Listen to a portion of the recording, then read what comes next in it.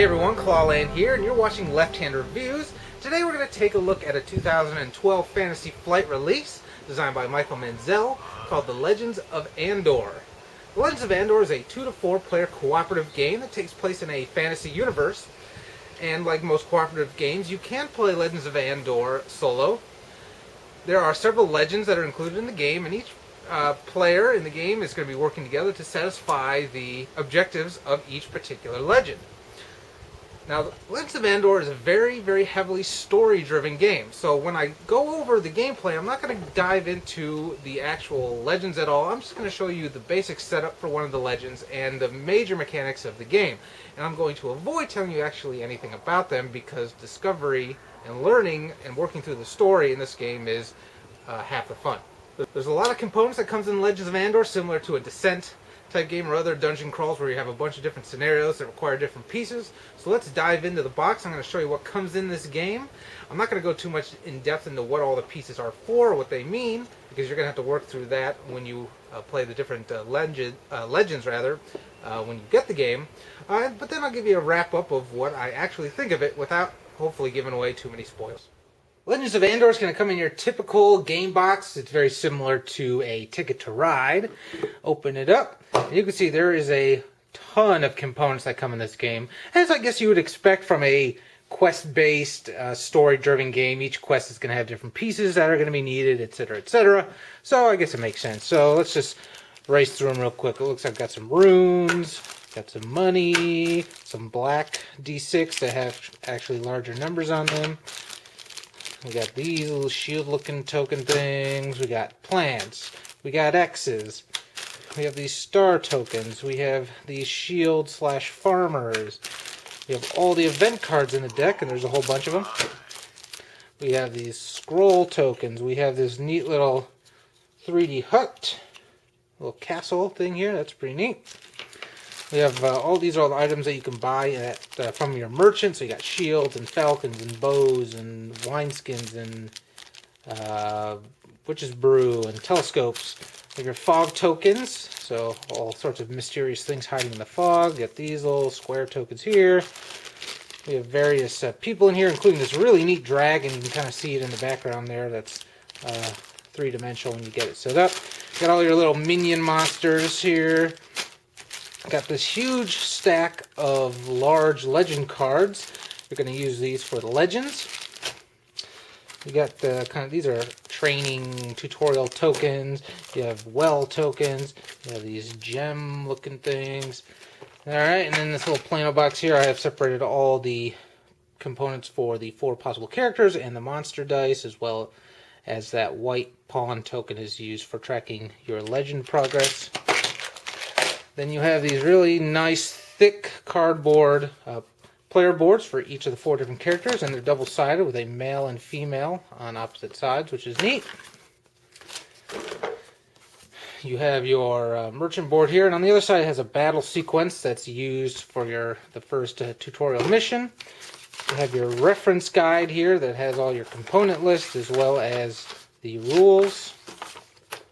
You have a quick start guide, which is really interesting with this game. It just tosses you right into the first mission, and you kind of learn as you go. And each mission builds upon the previous one as far as rules are concerned. So for those of you that don't like long rules introductions or having to read a ton of rules before to start the game, this game will be perfect because it tosses you right into it.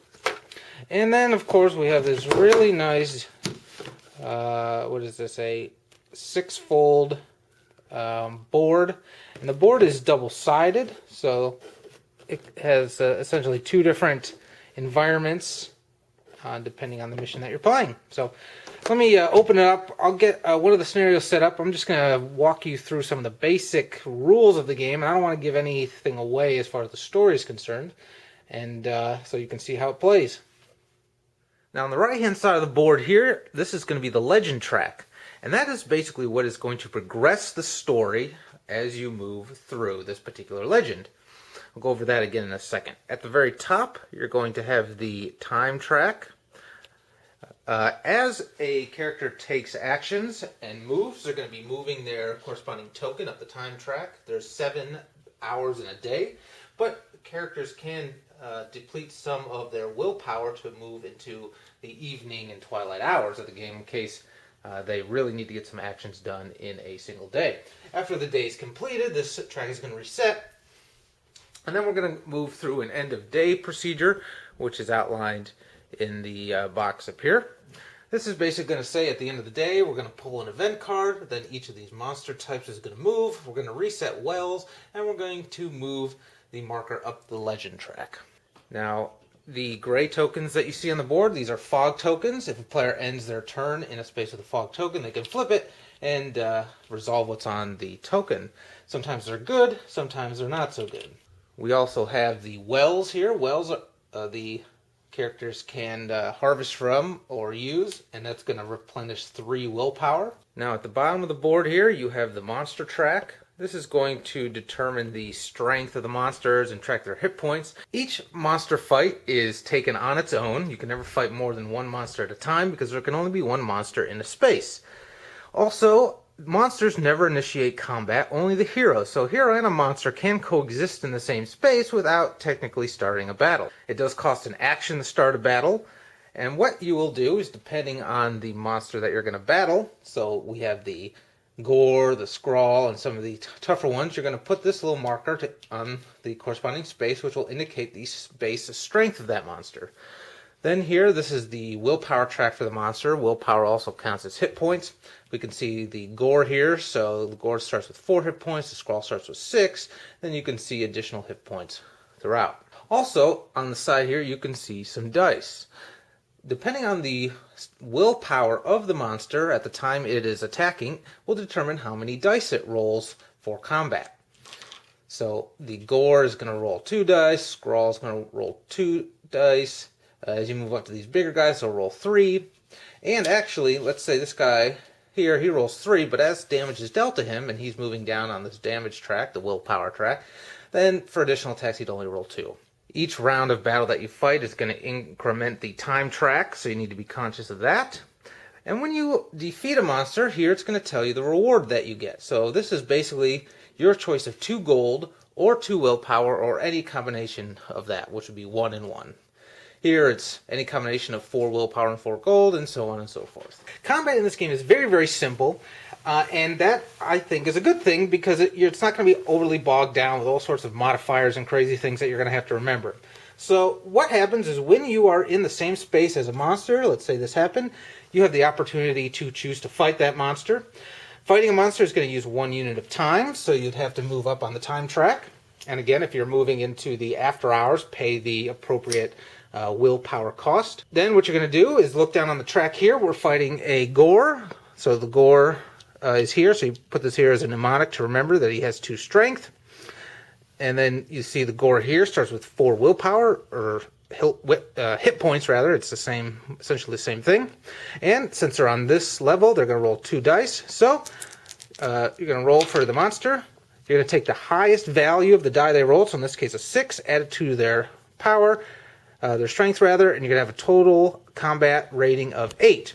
Then the player that is fighting them is going to look on their willpower track. In this case we have the mage, or the wizard rather. They have 7 willpower. They roll 1 die. We're going to roll it.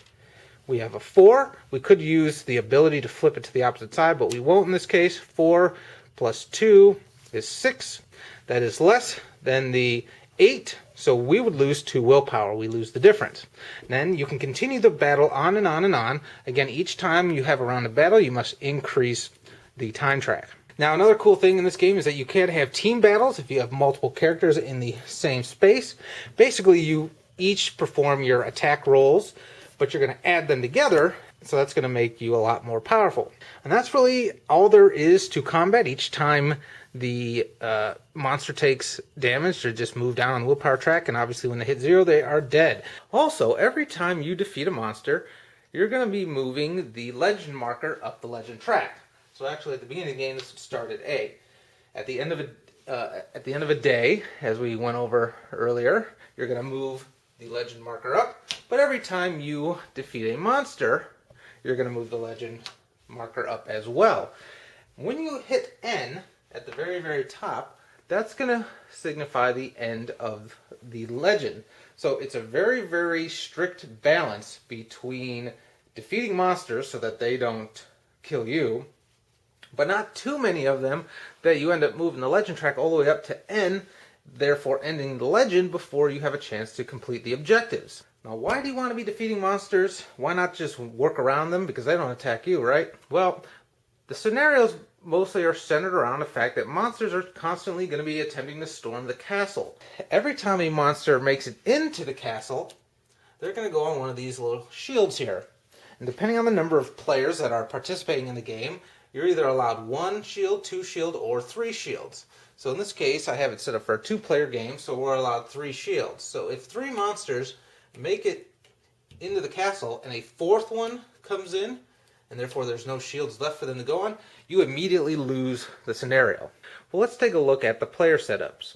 Down here, we have each of the player boards. We have Thorn, the warrior, and Lephadris, the wizard. On the board, you're going to see several pieces of information. You have your little gold storage up here, and in this scenario, we start with some gold.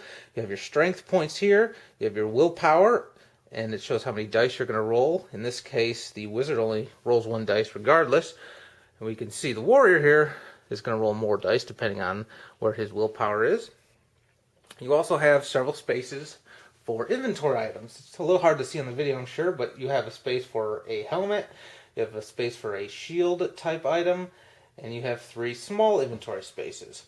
And each character is going to have some special ability. Now in the center here we have the merchant's inventory. There are various spaces on the board where you can purchase items from the merchant. We have our wineskin, shield, falcon, bow, helm, telescope, and witch's brew, which is a little bit special. I'm not going to go into that. You'll have to play through the scenarios. But these items are going to do various things.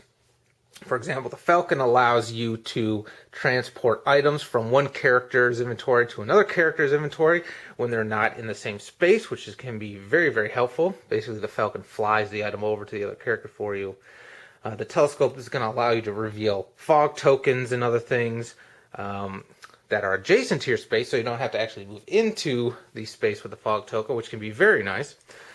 And there's other such things as well. And what's also pretty neat is some of these items have 2 uses. So we have a shield here. You can use the shield once. After you've used it, you flip it over and you can see it's kind of cracked and broken, which means you have one more use of it, and then you discard it. And that's pretty neat. Now where you can go visit the merchant and buy things is in these spaces that have a merchant icon, and there's a few of them on the board. You can also buy strength points at the merchant. Everything at the merchant generally costs 2 gold, with the exception of the witch's brew. That's a little bit different. And you can increase your strength or buy the items and add them to your inventory. How does the legend progress? Well, in this legend, we're going to take all the Legend 2 cards, which we have here. You can see there's several of them. And they're going to have letters on them. In this case, we see A is first. And A is what we're going to reveal at the start of the legend. The cards that you reveal is going to be dictated by where we are on the legend track. So of course we're starting the game at A, where they all start. So the players are going to reveal all the legend cards that start with A, and you're going to read through them. It's going to tell you about the legend, give you some flavor text, any special setup instructions, where monsters may start, and anything you need to know to start the legend. And you can see there's 4 A's, so that just means you read all of them. And there's just a lot of information that they had to break out between 4 different cards. Next, you will see we have C1 and C2. Now, you're not going to reveal C1 or C2 or the C cards until the legend marker moves up to the C on the legend track. And you can see it's as a reminder, you put a little star token on there.